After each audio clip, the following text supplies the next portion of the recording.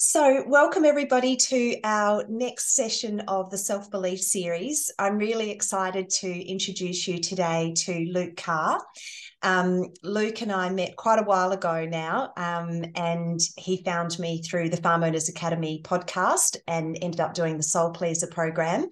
And it's my pleasure to be able to chat to him today. The whole idea of the self-belief series came about, like all of my ideas do now, the new way of me getting ideas, through my soul. And as a result of me walking along the beach feeling amazing, I was thinking about self-belief and how there's just this thread that we have where things change throughout our lives, where sometimes our self-belief is strong and sometimes it isn't, and sometimes it's strong in some areas of our lives but not others. And it has a huge impact on our lives depending on how we feel about ourselves. So welcome, Luke. Thank you so much for being here. That's my pleasure, Tracy. So, Luke, I want to start right back at the beginning. So can you please share, where were you born? I was born in Dubbo, in central New South Wales. And were you living on a farm right from the beginning? No. So we grew up in town. My father is a welder by trade, so he started a welding business, and then he built that into a successful machinery manufacturing business, and then bought our first farm when I was about 15. Okay, so you're in your teenage years when you first were exposed to being in farm life. Yeah. So I believe that we have full self-belief until we are surrounded by other people.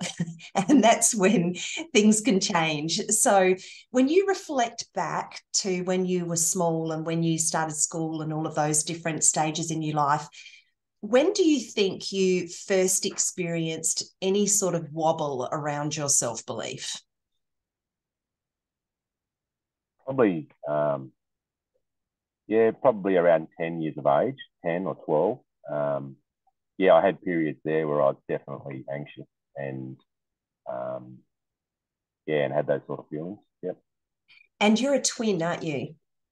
I am. I'm an identical twin. Yep. Yeah.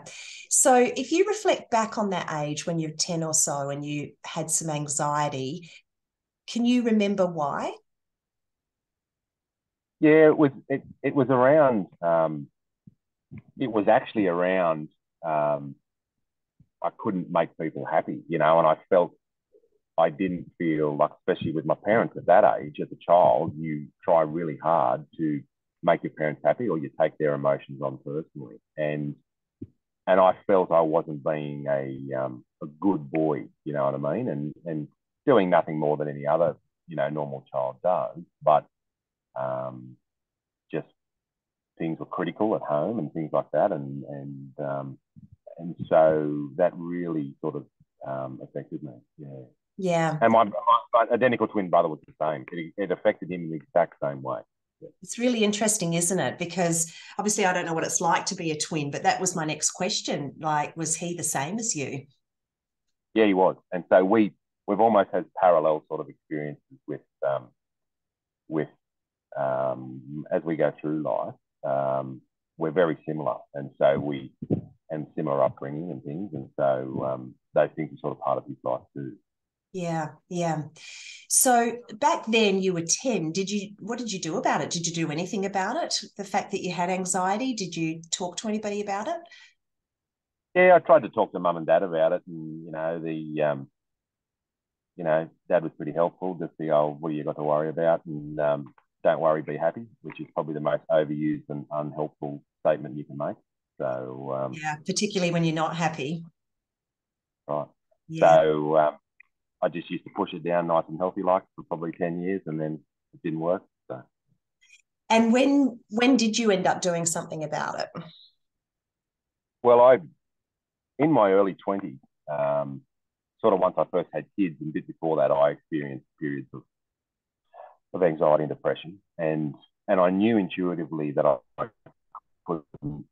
couldn't just will myself through it like I could normally. And so what I did then was I went to a doctor and sought some medication, and that sort of didn't do a great deal for me. And I knew I knew that it had to be the way I was thinking, and I just wanted to feel better. And so I sought out. I sort of went through a few psychiatrists, and then found a really good one. And I've been with him on and off for 15 years.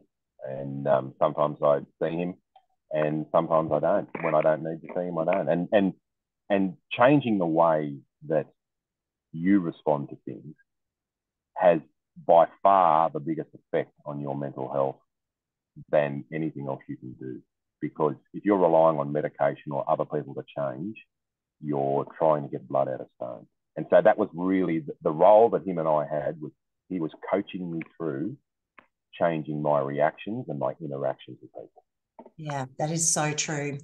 And so that was quite unusual, really, for a guy in his 20s to actually seek help and go and get treatment. Do you think? It was, but the feelings were overwhelming me. And so I really knew that I couldn't solve it on my own. And it was really just a matter of needing to feel better. You know? Yeah, yeah. And so when you came to me, one of the things that you were struggling with at that point was, I guess, the relationship with your dad. And when we talk about relationships, we're never blaming anybody here, because he had his own upbringing and his own potential depression and anxiety, and perhaps never did anything about it.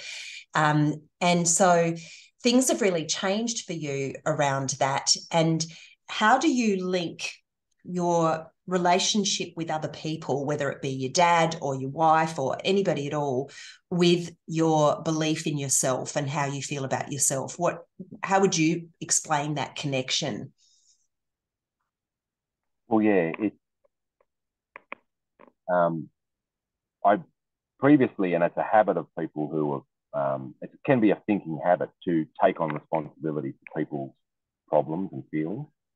And you do that as a child naturally. You try and please people and things like that. But that's not helpful as being an adult, because you've got to be a fully functioning adult in society, and you've got your own things to do. And so what I'm a lot better at now is seeing people for where they're at and not trying to change them, because you can spend time arguing with people that they're wrong, but it's like playing chess with a pigeon. No matter what happens, the pigeon's going to strut around and then lock at one and knock all the pieces over and shit all over the board. So it's sometimes it's not worth it. Yeah, that is such a good point. That is such a good point. I love how things always fall into place. We talk about this all the time in Soul Pleaser, but this morning I had a call with a lady, and she's come to the point where all she wants is to feel happier. And I realized that there is such a link between your belief in yourself and your level of happiness. Like if you don't feel good about yourself, if you don't believe in yourself, then it feels awful. And I think that's really because that's not who you really are. I think that before you were 10, before you started to feel that anxiety, before you felt that responsibility of trying to keep your parents happy, that your true self is naturally joyful and happy. And we lose that piece of ourselves once we start to try and please others and try to keep other people happy, and our own self-worth or our own self-esteem is based around that. Have you seen a link between how much joy you feel and how good you feel, depending on how you feel about yourself? Absolutely. Absolutely. And so you make an excellent point there, in that you look at a child who's not troubled by anything, they're naturally joyful. They're innocent, and they just enjoy things. And unless they're disturbed by something, they're hungry or whatever, their emotions are largely a reflection of the people around them, And so, but absolutely, my experience of life is when I'm in a better state of mind and optimistic and on a high vibration, things happen easier. And it doesn't solve your problems for you. You've still got to do your work, but you will come up with better solutions in a better frame of mind, and you'll be happier doing it, and it's easier than doing it with a bad state of mind. Yeah. Yeah. And so, in terms of what people can expect, because some of the people who will watch this are still experiencing what you were before you sought help. So, what can people expect in terms of how good things can get? Because it's not like you feel good all the time. And it's not like you always feel good about yourself all the time either. Like you can still have that negative self-talk. But what are some of the tools that you have now that you use that can turn things around if you get yourself into a negative state or if you start to have that negative self-talk again? Well, what I largely use is I went for a period where I used to analyze a lot of my thoughts, and that takes you down a rabbit hole. And often, if you're in an anxious or depressed state of mind, you're trying to solve a problem, and often that's not helpful. And you're living more in your head. And the whole goal is you want to be living out in life and not in your head. And so the tool to answer your question, the tools that I use are distraction. I'll put on some music or something like that, or connection. You know, like my daughter and I send each other funny pictures off Instagram of little cute animals and things like that. And it's hard to feel stressed about things when you momentarily distract yourself with cute puppies or whatever it is, you know. And so it's using little things like that and being genuinely joyful, and injecting humor too. You know how I am in that I've got a good sense of humor, and so looking for things that are funny and interactions with people. You know, like often in business, in life generally, we think we've got to take things so seriously. You know, and nobody gets out of life alive, Tracy. You know, we all die in the end, and so you know you've got to remember that this is not life and death stuff. You know, and so to feel better, you are going to have periods where you don't feel good about yourself. But what you have to do is not do things that'll make you feel worse. You have to take yourself from a -5 to a -4 to a -3 and slowly climb the rung back up. Because when we act better, we feel better. And that is the best way to make yourself feel better. Is you've got your thoughts, your feelings, and your actions. And whilst you can't indirectly change your feelings, you can think and use your thoughts to drive your behaviors, drag your feelings into a better state of mind. And that's a triad. Yeah. That's really, really good advice. There'll be some people who will watch this recording who have been experiencing flooding, and you're a farmer, and so you know what it's like. Have you had weather events in the past that have affected your mood? Yeah, I had a short drought there that went for 3 years. And so you know, I haven't inherited any money, and so I bought farms, and we had financial pressures and things like that, and that affected me massively. And so what? And so, but in the depth of it, I knew that I had to do something that would make me feel better. And so what I actually did was, it was counterintuitive, but I actually started a business and drew something from the jaws of defeat. You know, drew victory out of the jaws of defeat. And I started a business, and that was really quite profitable in the drought. And so whilst I was on the ropes taking punches from the drought, I was also putting a couple of punches in myself, you know, and it's not all punishment. And so you've got to focus on what you can control. And what you can control is how you think, and not necessarily how you feel, but how you act. And so you can act yourself to feeling a little bit better and feeling relief. And that's the goal. Because often you can't take yourself from feeling really bad to feeling really good. But what can I do now that can give me a little bit of relief and move me towards feeling better? And so what I did was I made the best decisions I could in the drought regarding selling stock and feeding stock and things. And looking back in hindsight, they weren't perfect, but they were pretty good decisions at the time. And then I started a business and got a bit of momentum, and that was a huge mental boost for me, because I could see purpose in the suffering that I was going through. You know, what coming through this, how is this going to make me stronger? You know, and what meaning can I draw from this experience? And looking back now, that was pretty brutal experience, but that was the making of me. I can absolutely say that I'm a different person from going through that, because there's things I will do differently, and there's skills that I've picked up. And sure, it knocked us, like everyone, around a bit financially, but we've recovered and we've come out the other side, and we've kept making good decisions, intelligent decisions, and focus on the future. Yeah, that's such good advice. And the business that you started, was that something other than farming? Did you start a different business when you were going through the drought? That was regarding farming, and so Yeah.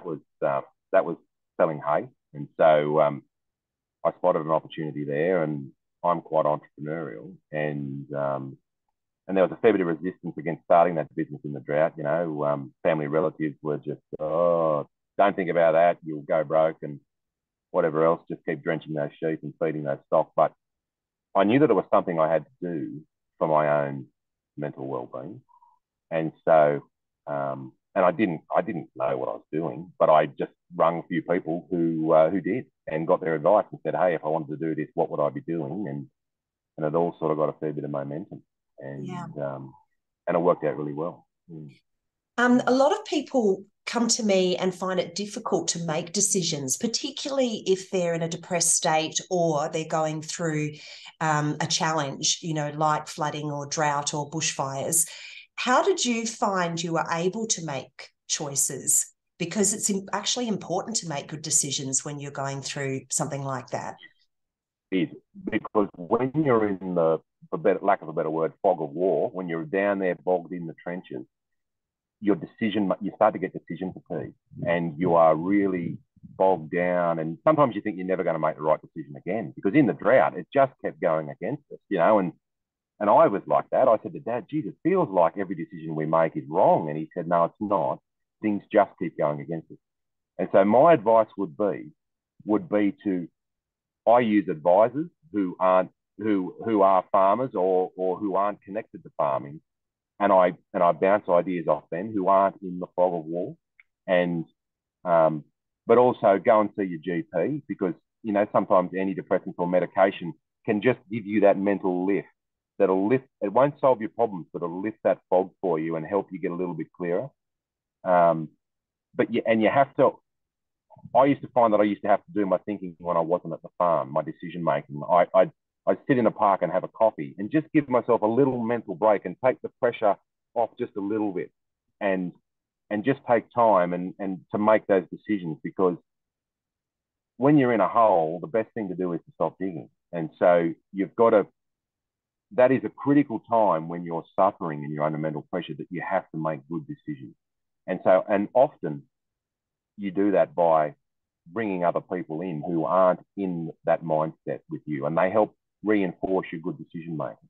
And that is the best way to move forward, because there's nothing worse when you're in a situation like that, where you start to lose hope, and where you start to lose hope of losing your vision for the future. And that's what really affected me in the drought, is I couldn't see how things were going to get better with stock prices and things like that, that I could get my way out. And so, because you do budgets in the middle of a drought, that just looks atrocious, and feed prices are high, stock prices are low, and you scare yourself. And so if you can talk to other people and get some perspective and try to make the best decisions you can, and realize that this current situation you're in, it won't prevent you from realizing your compelling future or your dreams or your goals. It might just be a setback. And once you make that realization that this won't permanently derail me, it might just put me off for a bit, But the best thing I can do is keep making the best decisions I can and keep moving forward. Because often the best way out of situation is through it. You've got to get through it. And so just keep making the best decisions you can, because everyone else is often in the same boat. It's such great advice. There's two things I want to touch on there. The first one is vision, and the second one is about the two different groups that you could listen to, and the ones that you should listen to and the ones that you have to really switch off from. The vision. So, one of the things you said even before that question was that when you reflect on the drought, it made you. So not only did it not stop you from reaching your vision or continuing to move towards your vision or your dreams or your goals, it actually gave you more strength to be able to get there. And I think it's really important for people to continue to hold the vision of the big picture and realize that this is just a blip on the way to that, rather than preventing you from getting there. Yeah, that's right. And often that's the really difficult thing, Tracy. When you're in the trenches, to hold the vision in your mind of what you're trying to achieve for the future, because you can't see how things are going to change. How can I get out of this situation? But you have to trust. Things can change. Who would have thought that cattle prices would have tripled from where they were? Who would have thought we were going to get 3 of the wettest years that we've ever had? And it is difficult. And often you don't know how things are going to change. You don't know what's going to change. But you have to make the best decisions you can. And you have to make the best decisions you can, and you have to keep moving forward, because the worst thing you can do is freeze and not make a decision. Because I did that for a while in the drought, and that feels really bad. When you're frozen and you don't make a decision, you've got no momentum. And at least, even if you make the wrong decision, but you're moving in a direction, it feels better than making no decision. That's such great advice. I think that people can completely freeze, and I think they can become overwhelmed. And particularly when the media wants to, sell papers. And that's what I always remind my clients, is that if you sit and watch the news all day, every day in the middle of a crisis, then that whole herd mentality is going to get you so fearful that you will freeze, and you will start to expect the worst. And it's really important to be able to push that to the side and go outside of your small circle to somebody who's clear-headed and unaffected by it, who can give you support, coupled with keeping an eye on your vision. The reason I wanted to talk to you today is because there are so many people that I've worked with who I just feel so grateful to have had the opportunity to work with, but also I can see this incredible before and after in terms of, application of what you've learned. What would you say to somebody who can really relate to having ups and downs emotionally, having depressive states, having anxiety, being stuck in their head, worrying a lot? What would you say is the first step? I mean, what would you suggest to them that if they're feeling like that? The first step I would is when you're feeling down like that, the difference between people who recover from situations like that and people that don't is the quality of the decisions you make. Some people comfort themselves when they're in a state like that with alcohol or drugs or sex or whatever it is.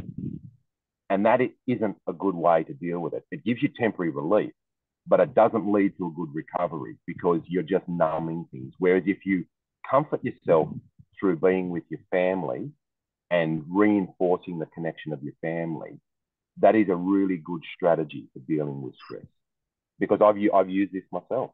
And so you come home and you hug your kids, or you spend some time with some mates and reconnect with people, because you will feel good about that. And that's an intelligent decision to make.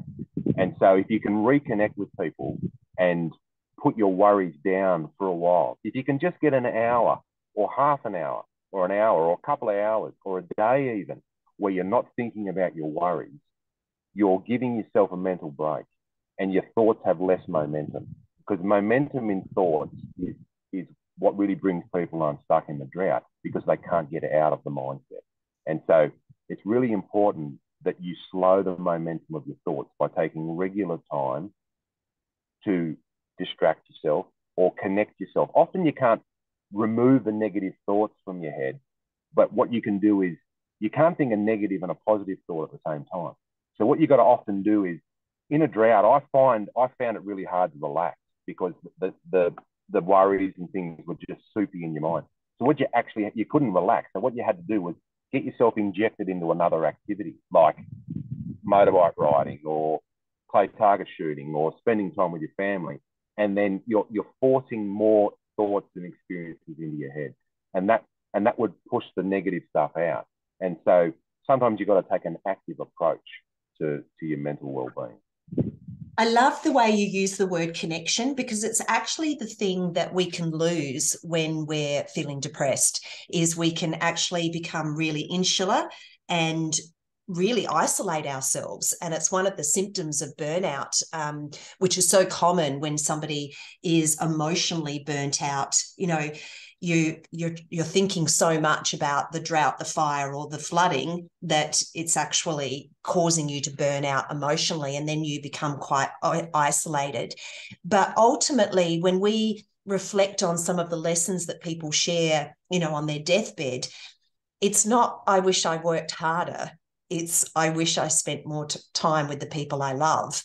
And so I think if someone's watching this and either they can see this in a loved one or they can see it in themselves, that being vulnerable and actually spending time with people you love and connecting to them at a deeper level is really important.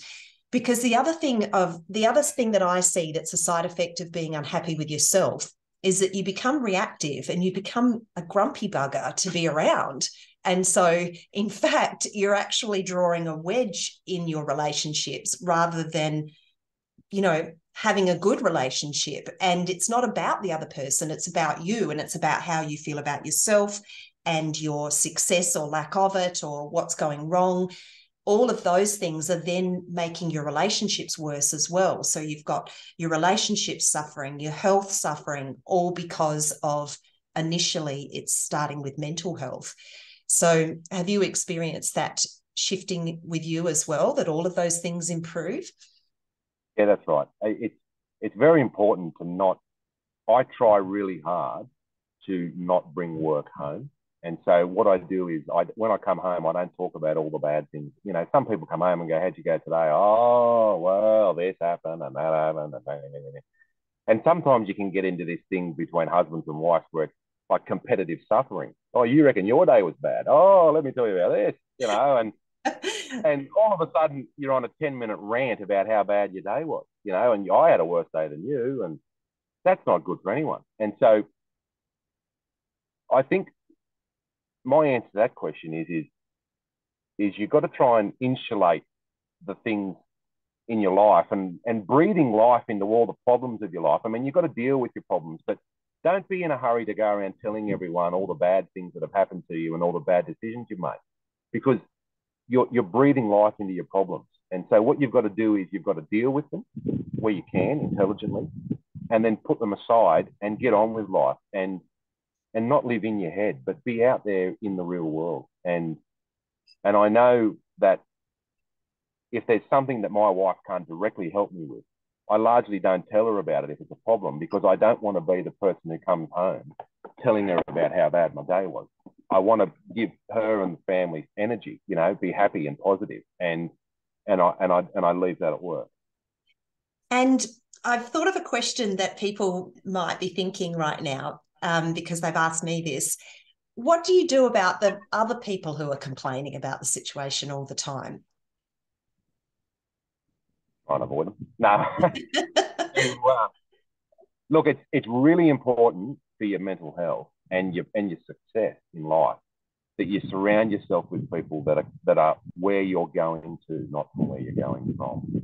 And so naturally now I can just feel negative people, and you can feel it very quickly. And if you can't avoid them and they're constantly whinging or whatever, look, I just say something funny or smart as if they're a whinger or something like that. And because I just, I don't want to hear it and I don't have the energy for it. It's energy draining. And so that's something that you've got to be really careful of, especially when you're not feeling good, is you've got to protect your energy. You've got to surround yourself with positive people as much as you can. And sometimes in a drought, the best thing you can do is hang around people that don't even know that there's a bloody drought on.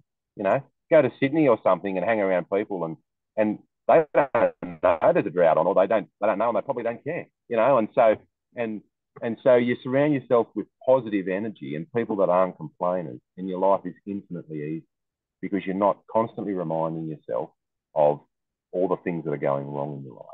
Yeah. And eventually you're so good at raising your own energy, you can actually be around those people, because I know through working with you that initially it was difficult and frustrating for you to be around naysayers and complainers and people who were always, whinging. Now you're able to, show up to that feeling good and not really judge it. It just is what it is and it doesn't affect you anymore. But that is a work in progress and that doesn't happen overnight. So I think you really have to recognize where you're at and what you can cope with, and don't set yourself up to fail, by being around people like that when you know it's going to make you feel worse. That's right, Tracy, because keeping your energy high, like anything, is a skill. And so you're going to be good at it sometimes and not good at it other times. And you can naturally do it in some situations and then you really struggle in other situations. And so what you've got to do is you've got to really protect that. And you've got to know that there's some times where you're going to be good at it and other times where you can't. And so you've got to spend more time where possible, where it's easy to feel good, and reinforce that skill. And then you can slowly move yourself towards other situations. And you mightn't be able to protect your energy really well, but you can feel less bad about the interactions or the situations. And you will get better at it in time. Yeah. So how would you say that you feel about yourself most of the time now, Luke? Because you really have changed a lot after all the work that you've done for yourself.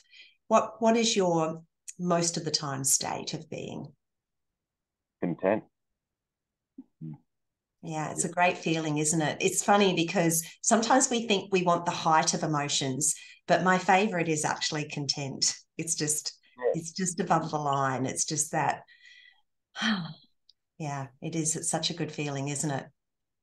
It is. I mean, things are never perfect, but when you can genuinely, people talk about gratitude and listing gratitude and all that sort of thing, and that never worked for me. But I tell you what did happen is when I was really working on my energy and feeling good, as good as I can most of the time, I naturally noticed things. Like I'd get out of the gateway and I'd see a butterfly, or I'd see a lamb or something and think, geez, that's a nice looking lamb. And they were moments of gratitude. And I wasn't sitting there trying to force myself to feel gratitude, and so I think once your energy levels and your thoughts about yourself are as good as you can and better, you'll get to a stage where you naturally feel gratitude for where you're at. And that doesn't mean that you don't have goals and visions for the future. Like I've got a good, compelling future that I'm building in my mind towards. But I'm still happy where I'm at. And so it's a work in progress. I think it's such a good point to make, because I think the reason people are almost scared to feel content is, if I feel content with what I've got now, how will I get what I want? And I honestly believe that you have to feel content with what you've got now to get what you want. You won't attract more opportunities. You won't attract more opportunities to move ahead in your life if you're grumpy and cranky. Because you think about it. If people want to do business with you or be around you, if you're a happy, positive, bubbly person who, as much as you can, you will attract more people and probably more opportunities into your life, and life will be easier. But if you're cranky and grumpy and unsatisfied and jealous, you're blocking a lot of the good energy and the things that come into your life. It's like you're walking around with a tinfoil hat on. Yeah, absolutely. Well, Luke, I think everything that you've shared is really helpful. It's really practical advice, and a lot of people are really going to be able to relate to it. I'm excited to continue to observe you creating this future of yours that you really believe in. And I think that when we believe in ourselves, then we also believe that we can actually create what we want. And that is a wonderful place to be in, because then no matter what comes your way, it doesn't derail you, because you realize that you are creating the life that you want and you believe that you can. And that's a form of self-belief. It's a belief in yourself and what you're capable of, and what kind of life you can live. That's right, because that's right. And once you get that self-belief and you constantly keep doing things that feel good to you and move you in the direction of your compelling future or your vision and your goals, you develop confidence in yourself to achieve that. And you don't see small setbacks as permanent derailments. You say that's okay, we're still on track, we'll just deal with this now. And there is nothing more grounding than knowing that you're going to get there in the end. You don't get permanently derailed by things. It's not a huge overreaction. It's more of a measured response, and you just keep moving forward. You're like the Titanic on the ocean. You just keep moving forward. Yeah, absolutely. So the last thing that I'd love you to share is, what would you say to your 10-year-old self? Things are going to be all right, big fella. Don't. Yeah, I'd say, look, mate, things are going to be okay, and you're not different to anyone else, and what you're going through is normal, and things will be okay. And just keep trusting your judgment. Your judgment is good, and keep seeking help and the advice of others, and you will get through it, and you will lead a good life. Gave me goosebumps. That's beautiful advice. Thank you so much, Luke. I really appreciate you being here today. It'll help a lot of people. So thank you. That's my pleasure, Tracy.